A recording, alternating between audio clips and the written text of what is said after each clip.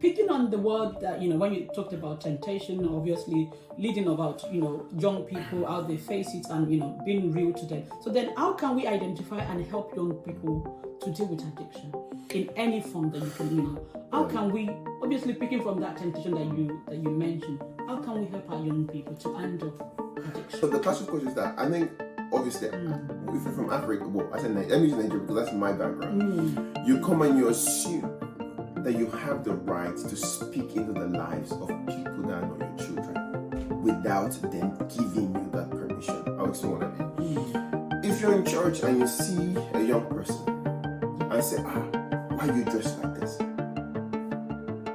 You've not developed a relationship with them. You've never asked them, like, how are you doing? How is life? How are things about you?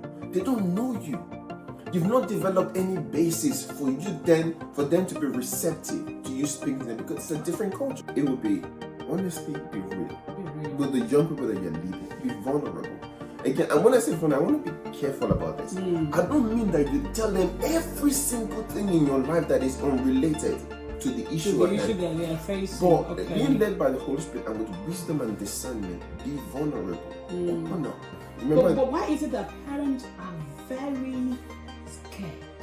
I don't know about other race, but from working with other people with different nationalities as well, I think it's still there. Parents are not brave, not just African, not just ethnic minority.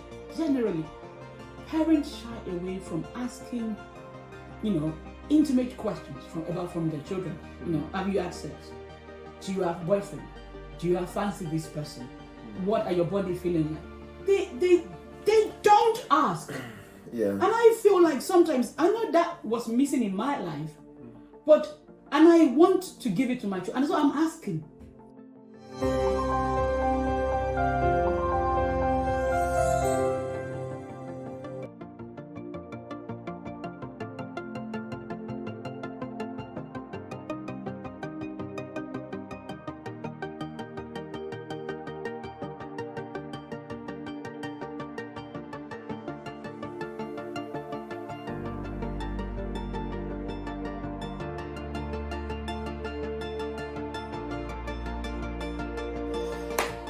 Welcome to Flourishing Minds and Families, on the platform where we bring God's mind, God's everything to you about families, about individuals, about our community. So thank you for always tuning in, for always joining the podcast and always commenting, always sharing.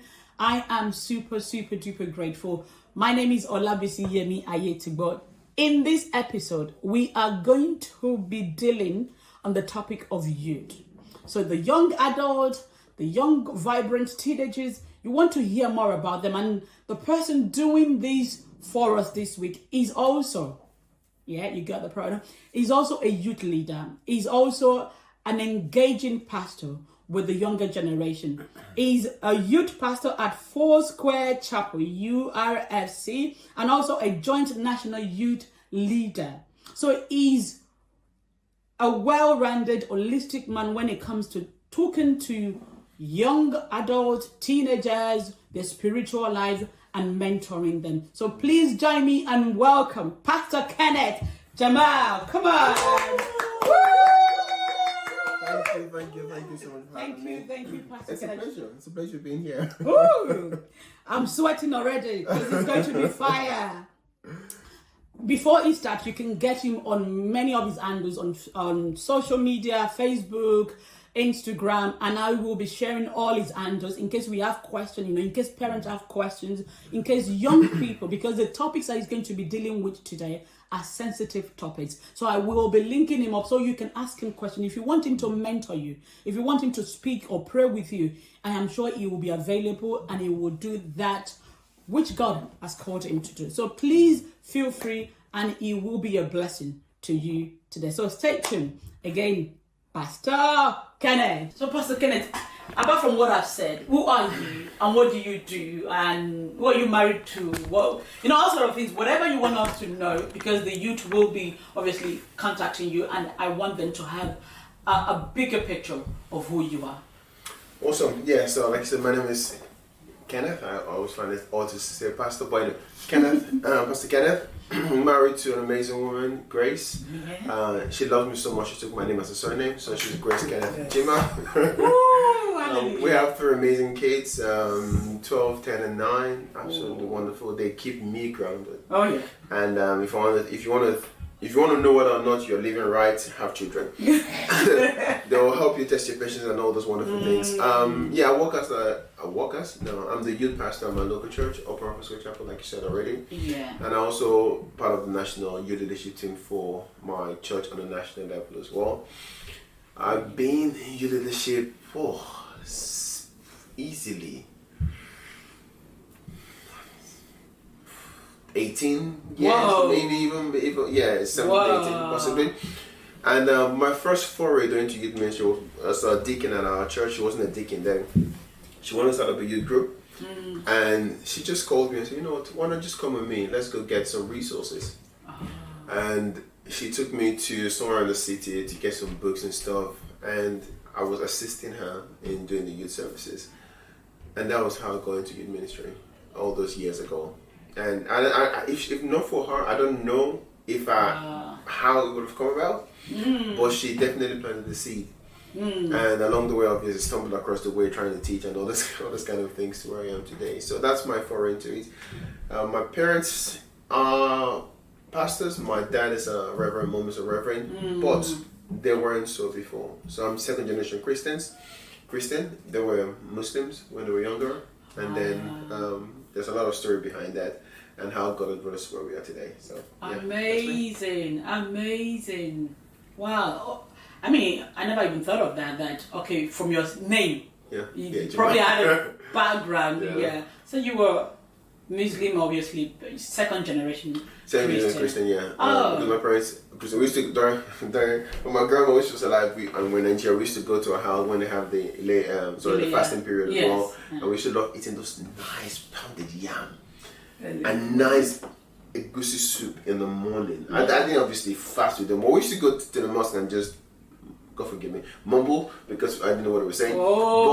But the pounded yam. Your focus. I still remember it. Now, honestly, it's delicious in the morning. Yeah. Please welcome with me Pastor Kenneth. This is his background and he's going to be answering a lot of questions today. And please stay tuned and I'll be going to question number 1. How can parents support the youth?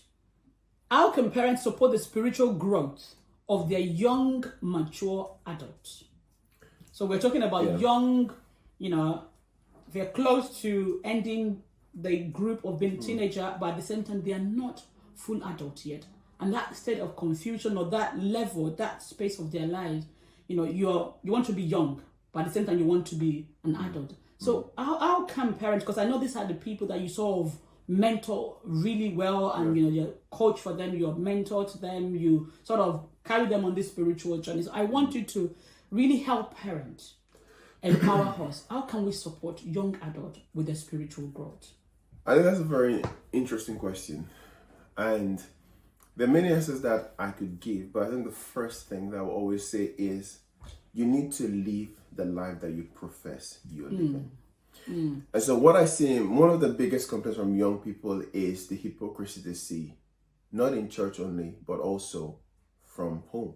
And many people say, oh, mom and dad come to church, being holy, doing all this thing, but at home, they're different. At home, they're arguing, they're fighting, they're shouting, and they're doing things that are not what they think a Christian life should be like. So I think that if you want to empower the young people, your young person in your house, to live a spiritually mature life, they have to see that in you first. As a parent or as a guardian or as a pastor or as a leader in church, they have to see that first. Because when they see, there's a popular saying that always says that before they read the Bible, they read you. Before people see Jesus, they see us. And so if the example we are giving doesn't match up with what we are professing, then they don't believe it. I was listening to a podcast yesterday. It's called Unbelievable. And it was a Christian speaker versus an ex-Christian. And one of the things that the ex-Christian said was, what the final nail in his coffin was, there just wasn't that example of Christian living among people who claim to be Christian. And he said, I looked at their life. I looked at the life of those that were not Christian, and there was no difference. And I think that if we want a younger generation to see, to grow and to mature in their faith, there needs to be that difference. But people see us and see Jesus in us. So the first thing I would say is, as a parent, as leaders, live the life that you profess. Live that Christian life. Let people see that and let it be genuine to start with. That's the first thing I would say. The other part is also, conversation can never be underestimated, honestly. And the reason why I say this is, if you're at that place whereby someone is saying, well, I know that the life I'm living is not what I want. I want to live a life that is glorifying to God, that is Christ-like. But they feel like they cannot come and speak to you. And the only people they can speak to are people who are around their circle. I had a conversation recently with someone who they stayed at a friend's house, a guy and a girl, and they were saying, well, we didn't have sex. Okay, fine. But they were playing around with it. And what they said to me was that, well, the friends around me are doing worse than this. And I was saying to them that, okay, but that's not it. That's not the standard. And this is the problem that we have is, if we do not have that space where people can come and actually be challenged, have those open conversations, then the measurement of maturity is the people that they have around them. And so if the standard they have around them are of the world, and that's what they're measuring against, and they have no one to speak to help them aim higher, help them aim for kingdom standard, that's going to be a problem as well. So the first thing is, live the life that you prefer. Secondly, open room for conversations. Where people can come and ask you about in the church, and in the family, at home as well. Because I don't know how many. See, if you have a young person at home, and they cannot come to speak to you about relationships, about the things they're struggling with. I'm not saying that the home is bad. I'm not saying that, but I'm saying that you're missing an opportunity, and it'd be good for you to begin to explore how can you make the home a place whereby your child, your young adult, can be comfortable to speak to you. And then the final thing I would say on this one is prayer.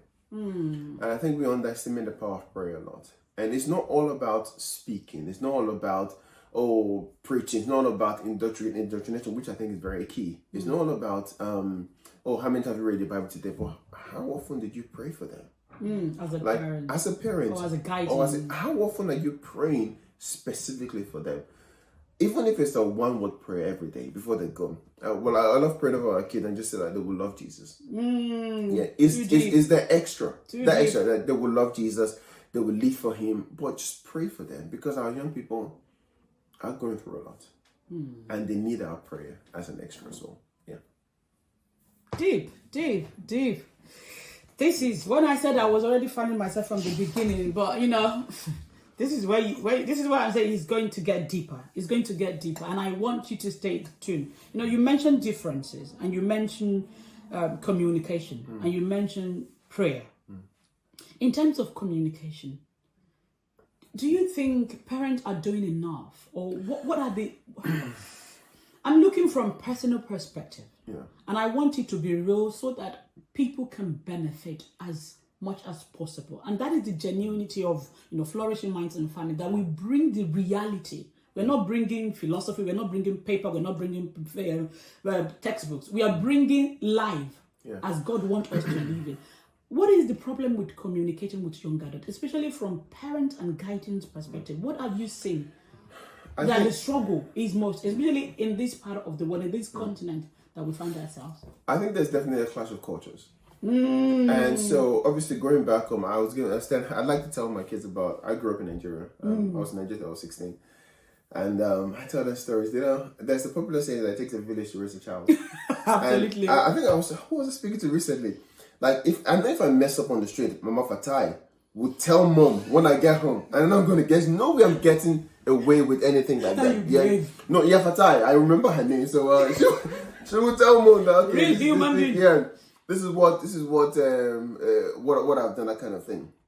But I think so. The clash of cultures is that I think obviously, if you're from Africa, well, I said let me use Nigeria because that's my background. You come and you assume that you have the right to speak into the lives of people that are not your children without them giving you that permission. I'll explain what I mean. If you're in church and you see a young person and say, why are you dressed like this? You've not developed a relationship with them. You've never asked them, like, how are you doing? How is life? How are things about you? They don't know you. You've not developed any basis for them to be receptive to you speaking to them because it's a different culture. Right. If it's Nigeria, with like any adult speaking to us, we'd say, okay, we'll put our head down and we'll listen to them. We have to.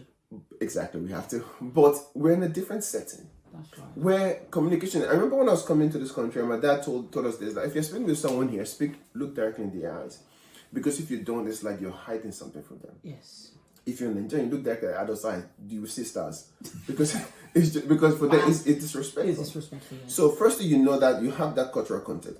And so now, before you can speak into the life of any young person, and I want to be clear about this, our adults have experience that we should never underestimate. There's this whole idea that, what do you know? You lived in it. No, I don't. The older people in our lives have so much to give. But it's just how do we give it and how do they receive it? How do we give it in a way that young people can receive? I think the best way that you can help with communication is to have a relationship first. Yes. Have a relationship whereby when they say, auntie is speaking, I want to hear from auntie. And of course, we have to be careful and sensitive and those kind of things. But first, build a relationship. Build a relationship with those young people. Ask them how are they. They will not answer you the first time, second time, third time, fourth time, fifth time. From experience, right? It is true. So, and there are some people who naturally they just click. Yes. But there's some people who you just have to ask them 10 times. But the thing is that they know that you care. That's it. It's their birthday. Oh, happy birthday. If you have it within you, you want to give a card. Oh, here you go. A Amazon voucher. Here you go. Happy birthday. All those little things just kind of just warms the heart. It does. And then when time allows, and then you see something, and then if you then see something that you want to address, a couple of things I'll say to that: how you approach it. Don't go and say, "Why are you dressing like this?" Let it be a question instead. But before you can do that, you already have the relationship first. And then, if you want to speak in the level of a young person, and you feel like at this point you don't have the permission to speak in their life, rather than keeping it in your mind, especially if it's something that you think needs to be addressed, rather than keeping it in your heart or becoming a gossiper, and then go, see that child, I'm more broken, that kind of nonsense. Look for another adult that has the ear of that child, of that young person. Yeah. But again, with all this in sensitivity, so with communication first, relationship is key before you can have any meaningful communication. And if I were to go to the home side, to the parent side, if that kind of environment is not there now, I would say don't lose heart. Always encourage your young person. I always say, it takes a village of you to raise a child. Who else is speaking into the life of your young person? If it's not you as a parent, is there someone else in church, in the surrounding that you can trust, that can speak into their lives as well, whilst you build that relationship at home, so that the child is not left without anyone speaking to your life. So encourage them. You know what? Why not speak to this person? That's what you have to obviously vet them first, not just anyone. Why not speak to this person? Yeah. So that they know that, okay, if I can't speak to my mom for now, my dad for now, I can speak to someone else. But then you start building those relationships. And I think we'll come on to how you can do that as we continue. Okay. All right. Okay. So 2 things I've heard from, managing the communication. We can do it directly if God has enabled us to build that relationship from onset, or we also outsource it. It doesn't bite. Yeah. So whether it's a special person or teacher in school that they know that they trust and they respect, or adult around the family, we have this social adult responsible person in our culture. Even if you're in Great Britain or if you are in US, wherever you are, I think there is a bit of social uncle that are responsible, mature. That it can be uncle, it can be auntie that speak to them. So we can also use that. Is that what you were saying? Yeah. If we are led. Yeah. Okay. But the thing is that obviously, if you're in that home whereby that that environment is not there. And this is important because if your child is not hearing from someone who is a responsible adult that you trust, they're getting it from their age mate. And again, I'm not saying that their age mates are lacking of knowledge and understanding, but their understanding of knowledge is limited to you, to your level. And like I said, I think we dismiss the wisdom of the elderly too quickly in our generation. Our older people have so much to give, but unfortunately, we've lost that way of getting that knowledge and that way of passing that knowledge. Actually, in terms of this, I'll give an example. One of the things that growing up in Nigeria is your parents never failed. But when you stand for exams, you would think that your parents got A star in everything they did. They never failed. They never had any problem. They never nothing was wrong with them. And so when something is now wrong with you, how are you going to go and tell them? Because there's no relatability there. And I think is that as parents, we need to be relatable to our children. I'm not asking you to fake memory or to fake things that did not happen to you. But in most cases, we've all experienced failure. We've all experienced struggles. We've all experienced temptations. We've experienced this thing, and then we can tell our children so that when they face it, they know, mom has faced this, dad has faced this, uncle has faced this. I can speak to them about it. At least it makes it possible. And then if you want to have communication, they need to know that you are relatable. Yes. And so we have experience. When I share my experience with our kids, I went to boarding school in Nigeria. And I think they know my life story more than me now. Because they tell them so much. And so my son can come and say, how was it for you like this? Without going into my, obviously he's getting into puberty stage. But so like preparing beforehand, like you will see this, you experience. So when it happens, it's coming to me and say, okay, this happened. What do I do? This kind of thing. It's because I'm being relatable. Yes. So if we want communication in the home, we need to take off the mask as parents. Take off that pretense of being perfect, like we never failed, and let our children know that we failed, we've done this, we've done that. Not glorifying it. Yes. That's important. We're not glorifying failure or glorifying the errors. But Shana, this is it. This is where I am now. And you can learn from it. I always say this. There's some mistakes that our young people don't need to make because we've already made them. Yeah. And it's by telling them that this is how I felt afterward. This is the consequence I faced. You don't need to make that error.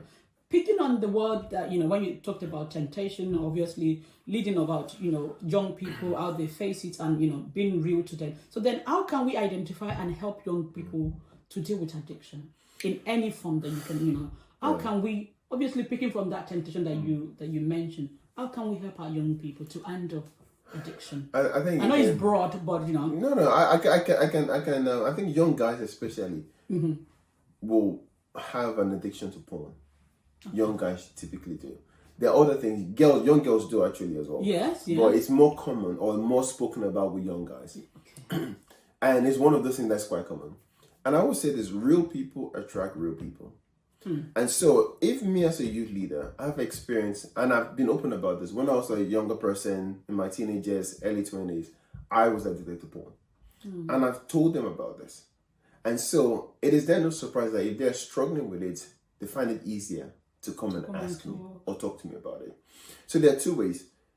If you want to help a young person who is addicted to something, it's always helpful for them to know that they can speak to someone who is real. Because what is the point of me coming to speak to you about something when you're so perfect? Like, how can you understand? And that's the mindset that comes. You don't understand. You can't. They do say that a lot. Yes. You don't, and that's because we've built up this image of ourselves. Perfect. Yeah, I'm a holy man. I'm a righteous man. I'm this, I'm that. And so when they say, but you don't know what it means, like you don't know what it feels. But yet, when you were younger, you were struggling. I would say this, my dad grew up during the time of the Civil War in Nigeria. He would tell you about when he was in school, there were bullets flying. I'm sorry, no matter what struggle I faced, there are no bullets flying over my head. He's had that experience of life. Yeah, and I think, and this is what I say, that they have so much experience with it. So, for me, it would be, honestly, be real. Be real. With the young people that you're leading, be vulnerable. Again, and when I say vulnerable, I want to be careful about this. I don't mean that you tell them every single thing in your life that is unrelated. to the issue to the at issue hand. that they are facing. But Okay. being led by the Holy Spirit and with wisdom and discernment, be vulnerable, open up. Let them know that this man that you see right now is made by God. Not is made by God, has brought him to this place that he is. And so when I share my experience of failure, I shared an experience when I got failure and the mother of success when I was doing one of my exams at university.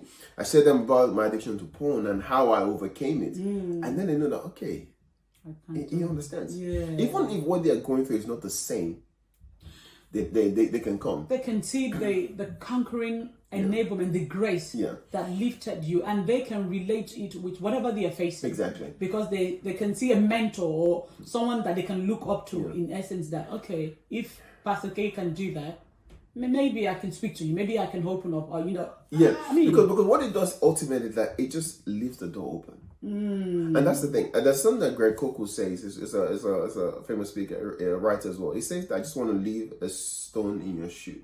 And that's just that ego that just wants to make you just do something. There's a stone in your shoe. Just that. And that's the thing. When you are relatable, it's like putting a stone in your shoe. You're leaving the door open for the possibility for them to be able to speak to you.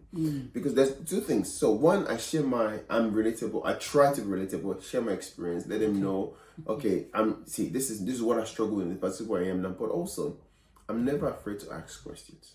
And I think it's the other side that we usually don't ask our young people questions. This, again, it goes on what I said earlier. Before you can ask someone a question, you need to have a relationship with them. yes, absolutely. So when you have that relationship, then you can now ask them. My young people always get a bit, I know it's gonna because I don't shy away from questions. And so if I ask them, I can ask them anything. And I thank God because of the relationship that we have, in almost every circumstance, I'm getting an honest response. It's like, okay, have you had sex? That kind of question I can ask. Because the relationship is there. That's great. And it's like, okay, but obviously they open up because they know I'm not asking them to shame them.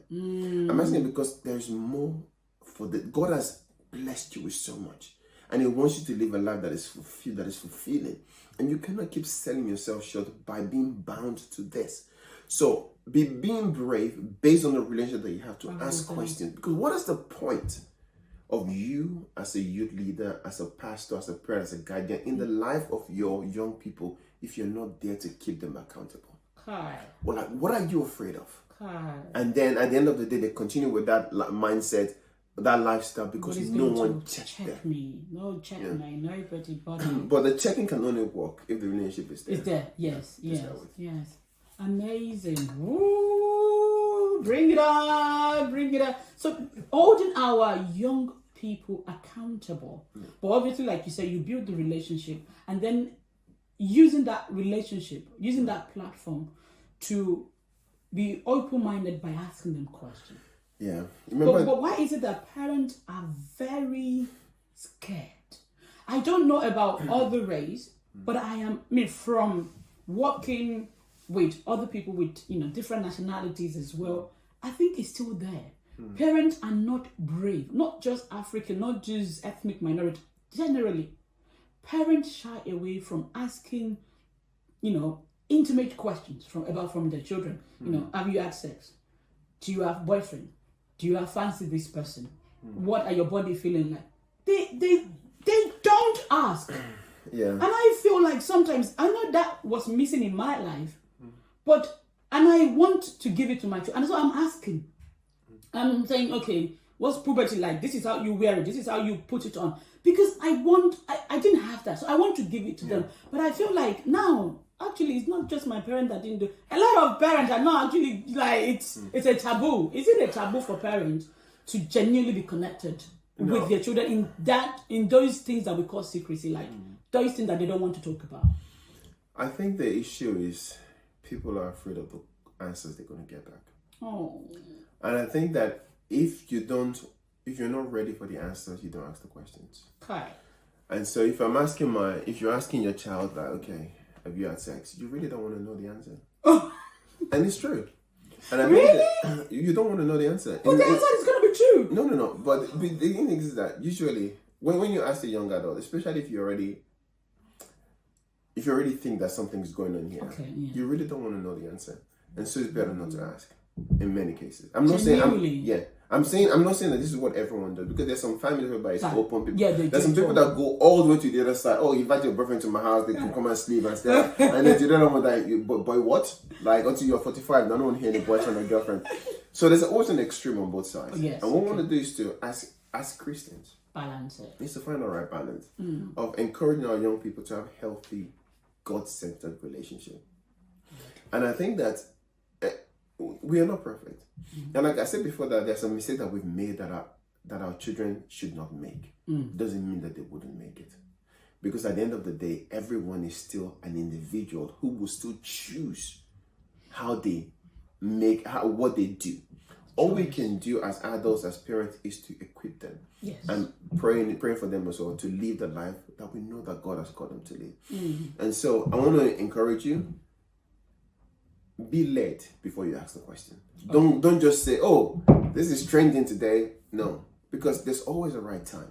And when you want to ask any sensitive question, be led by the Spirit of God. Be led, be discerning at the right time to ask. You can always ask general questions. Yeah. How's work? You know, one thing I love having conversations with our young people, but having general, like, how's work?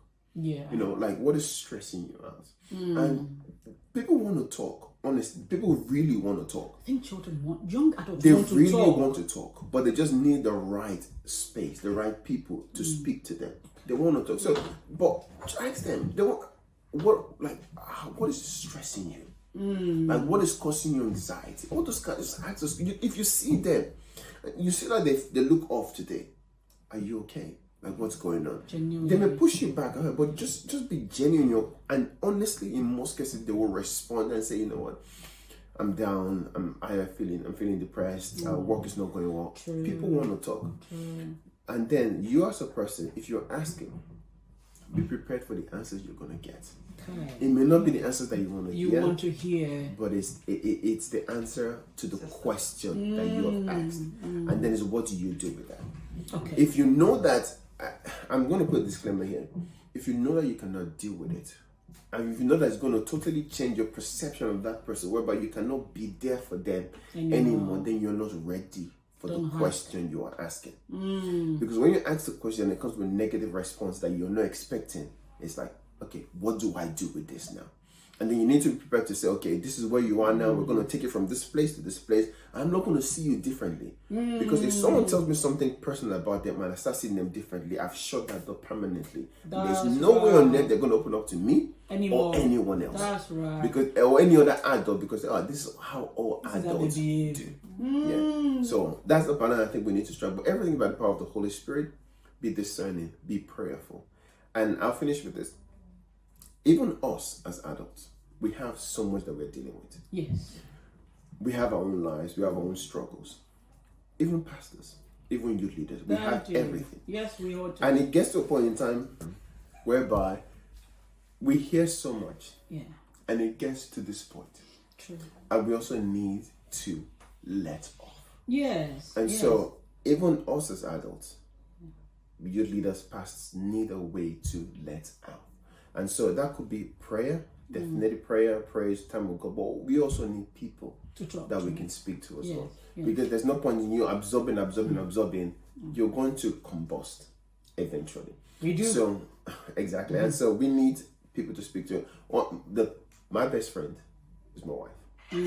Because obviously we are close. And I know that whatever we say, it's definitely not gossip. It's like, okay, this is it on my heart. Let's pray.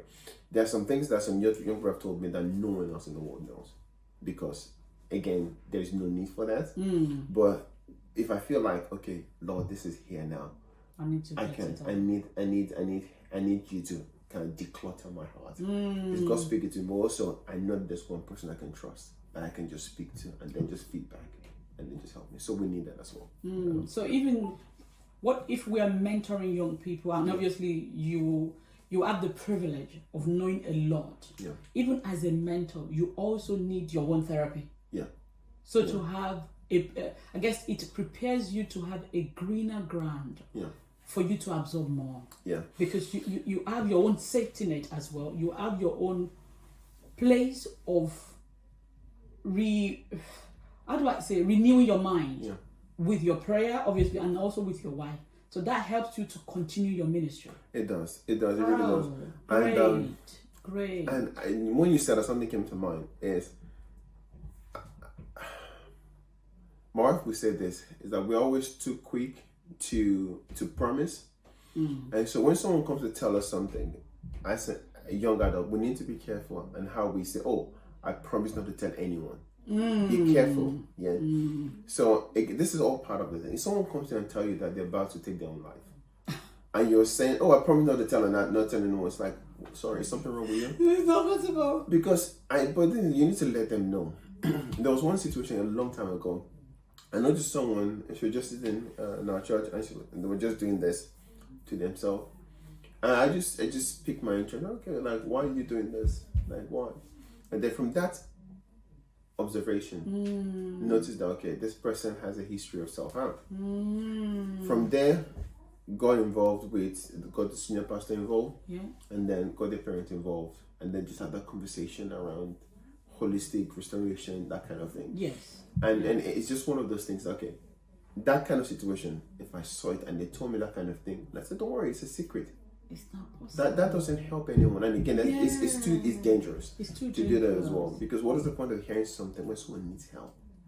You know, and so be careful the kind of promise that you're going to make. So if someone says, okay, I'm going to tell you this, you ask them the question and say, okay, last one. Say, I asked you a question, have you had sex? And they said, yes, but I was raped. Oh, okay. You don't say, oh, I'm going to keep that to myself. No. Then you have to, okay, speaking like, this is serious, this is happening. Therapy, but also helping them to find closure, which includes, in many cases, justice as well. That's right. Especially where the people can be identified. So just be aware of those kind of conversations. Absolutely. This is amazing. I mean, the knowledge that you're bringing to the table, and obviously empowering even the adult around the young, young people, the young adults, is really important. I mean, I've learned it professionally that I can't be your secret keeper. It's not possible. I am legally responsible in this case. And so when you're saying, oh, my husband did this to the kids, or the mom did this, and said, keep it a secret, we are working on it ourselves, it's not possible, because sin hides in secrecy, and abuse really hides in secrecy. Most of the negatives hide in secrecy. So I'm not making you vulnerable, but I'm looking at a place of healing, like you said, a closure, and sort of finding a niche or an area to help you to understand that what's going on is not normal, and what can we do holistically to address this problem with you. And I think a lot of young people go through a lot, addiction, being raped.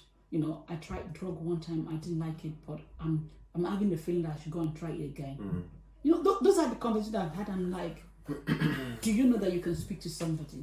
And they look at their family, they said, there's nobody to talk to, because they're not present, they are busy. And I know a lot of people from our community, or not just from our community, many parents are really engrossed about paying the mortgage, the debt, putting food on the table, and the emotional needs of young adults mostly suffers.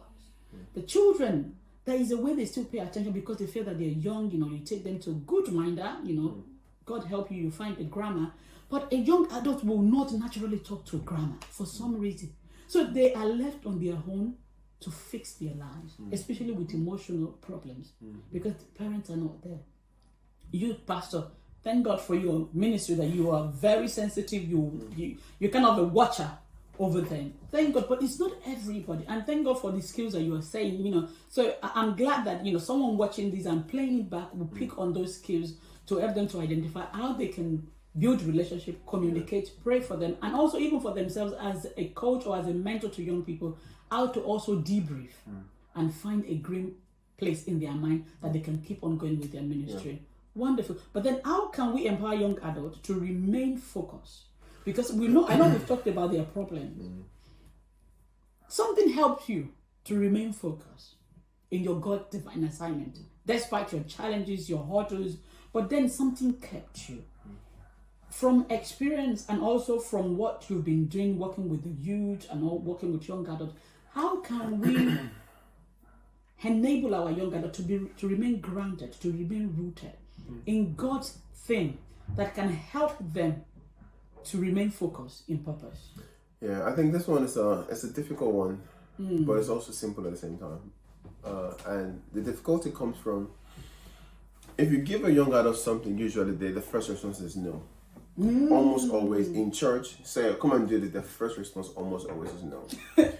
From experience, From right? experience, big time. Honestly, it's like, no, I don't want to do this, I'm not ready for that. Almost always no. But you want to use that as an avenue, as a platform to communicate, to build and gain their trust. That's always their idea.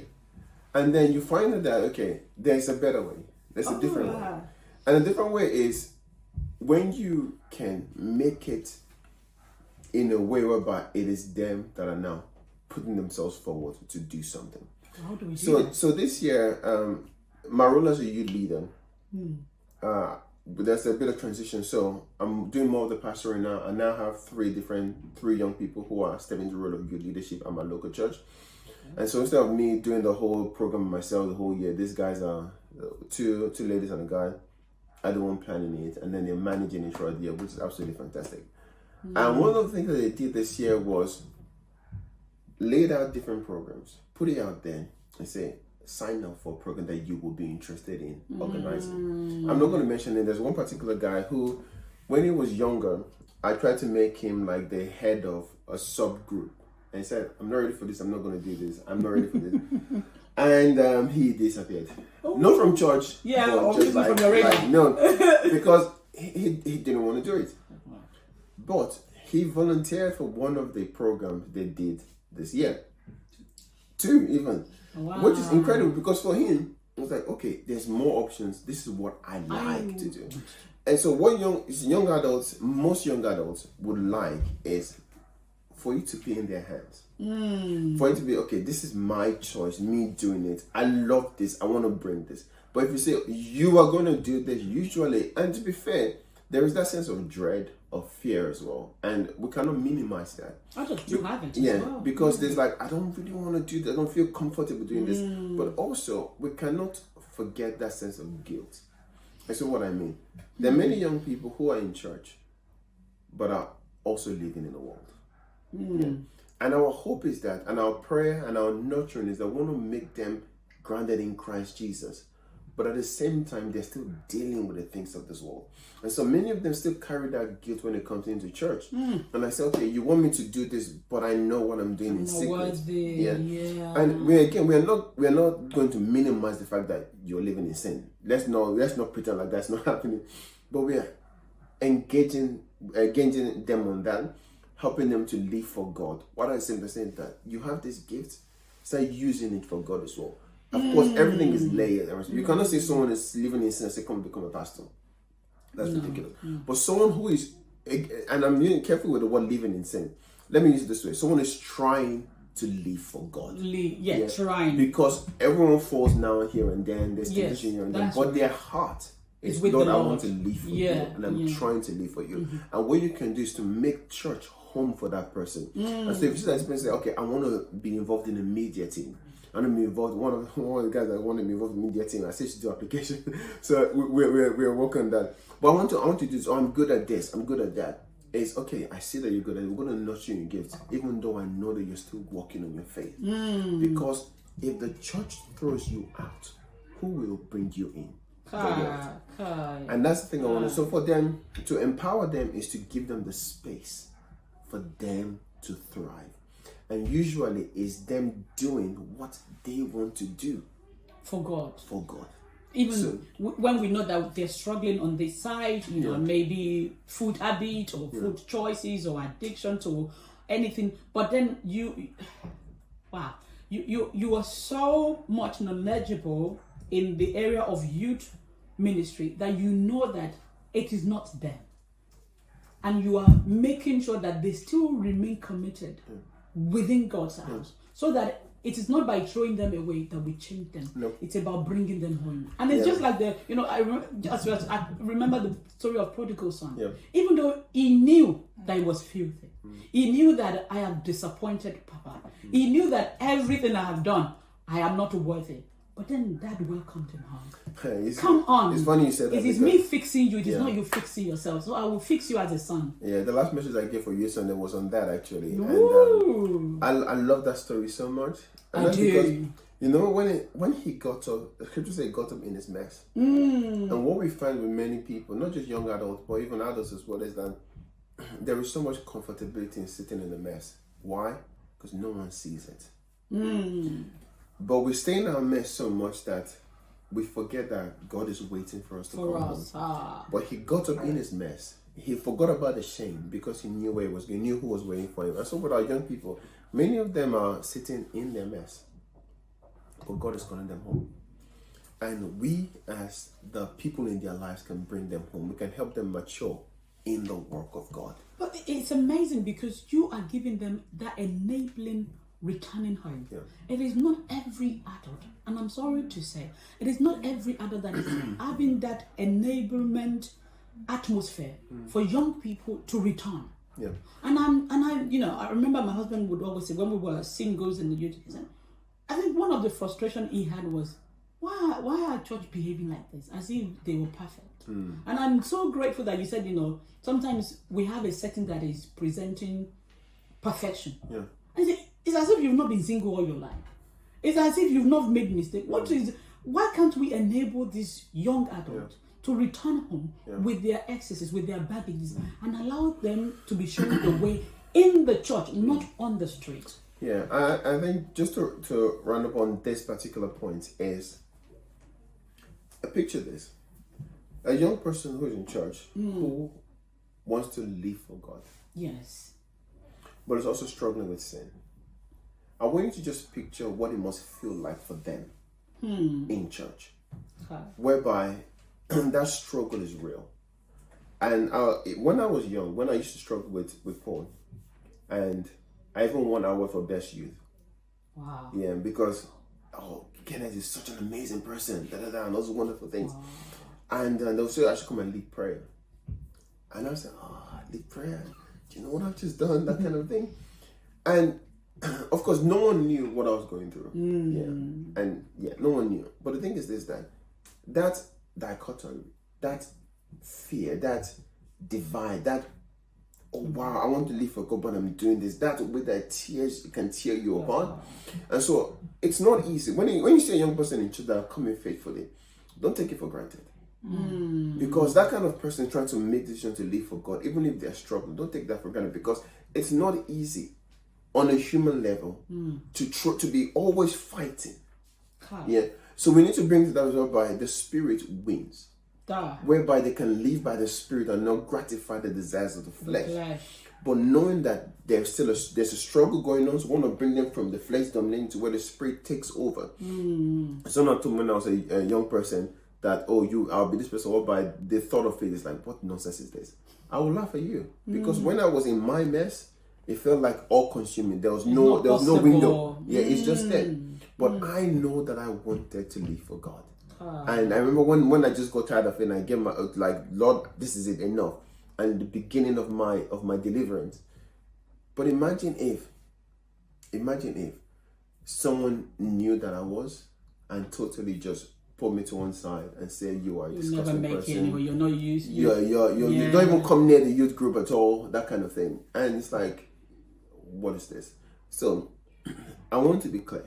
We are not condoning sin. That's right. We are not encouraging sin no. at all. But we need to also recognize that young people who want to walk for God, who wants to live for God, might be struggling with sin.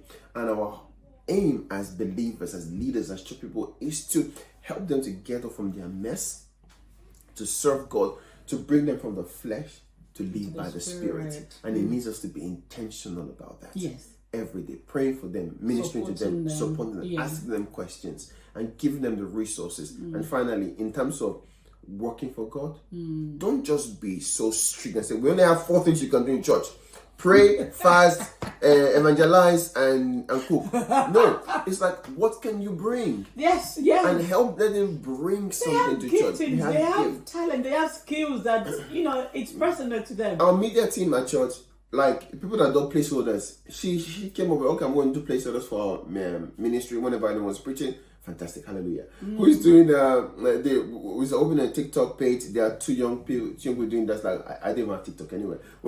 Amazing. And all those kind of people are just serving in where they can serve. And so don't limit them to what only you know. Ask them, what can they do? What can they do? And then you find out that because they're the one bringing it, becomes natural as well. They thrive more and they serve more that way. Amazing. Thank you. Oh, this is beautiful, because we've been able to understand that, even though we have young people struggling in anything, in any area, or they've been abused, they've been raped, they're keeping a lot of things to themselves, there is a place of healing in Christ. Yeah. There is a place of safety in the church, if we allow that enabling environment for them to pour their heart. Because they have their heart for God. We've raised them in a godly home. Obviously, they are struggling now, which we've all had struggled in the past. But then something kept us grounded. And that is what we want to give to them. Not to keep in their addiction, not to keep in their flesh, like you call it, but then give them that opportunity to say, you know what, Christ loves you. Yeah. Come home, like the prodigal son. Want to put a stone in their shoe. Yeah. Amazing. This has been a blessing. If you are a youth leader or a youth pastor or mom raising teenagers in this generation, I think you need to have an handle, or Pastor Kenneth handle, and speak to him. And if you want him to speak to your child, if you want him to mentor your child, I'm sure he's open. He's a youth leader, and you can visit him in one of their services as well. And I'm sure it will be a blessing to you. Please send your questions, send your comment, and I will direct it to him. Obviously, you will have his handle in the description, and so you can follow him as well. Pastor Kenneth, this has been an amazing session. Thank you for the enlightenment, for being the thunder that strikes the heart, like bam. It's been amazing. Thank you so much. And to the audience, please, what's your last word for them? What have you got to say to those single young adults? Okay, if you're a young person, I want you to know this, that one, you are fearfully and wonderfully made. Psalm 139 verse 14 makes that very clear. Whatever it is that you're going through personally, there are people who really love you and who really care about you. And give them a chance to speak into your life.